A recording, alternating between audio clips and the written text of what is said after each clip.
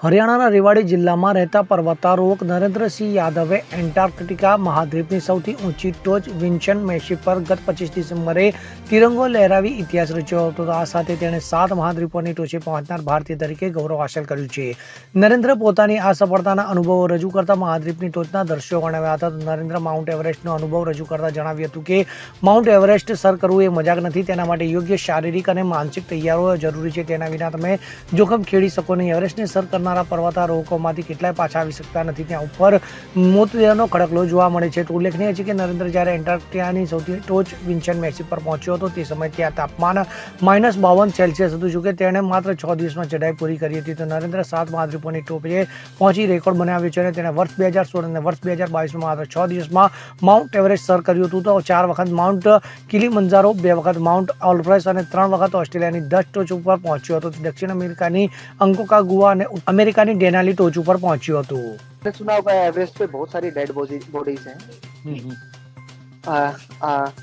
वो किस लिए है उसका सवाल का जवाब आपने खुद ही अपने सवाल में दे दिया है. जो लोग बिना कोर्स के और बिना इन सब के जाते हैं कि हम कर लेंगे और वो प्राइवेट कंपनीज को हायर करते हैं, पैसा देते हैं और वहां पर चले जाते हैं, वो वहीं रह जाते हैं.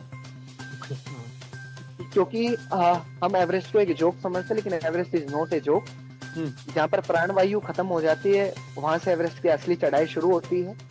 और यदि आप टेक्निकली, फिजिकली, मेंटली आप फिट नहीं है तो आप शेरपा के भरोसे 1 दिन, 2 दिन, 4 दिन, 10 दिन, लेकिन वो तो 62 दिन का एक्सपेक्टेशन, आप कितने दिन सरवाइव कर पाएंगे.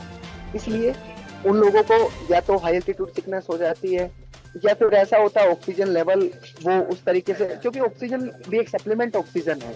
कहीं सिलेंडर बदलने के लिए 5 से 10 मिनट लग गए या रेगुलेटर खराब हो गया और आप उस सिचुएशन में सरवाइव नहीं कर पाओगे तो आप वहीं रह जाओगे.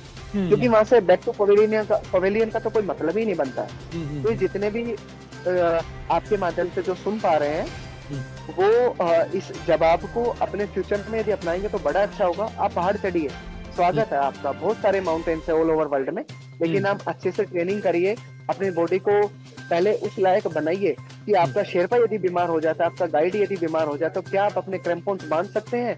क्या जिस हाइट के ऊपर आप अपने आप को, खुद की बॉडी को रेस्क्यू करके नीचे ला सकते हैं बिना शेरपा और बिना गाइड के? Bureau report CN24 news. હવે જુઓ દેશ દુનિયાની તમામ ખબરો તમારી આંગળીના ટેરવે.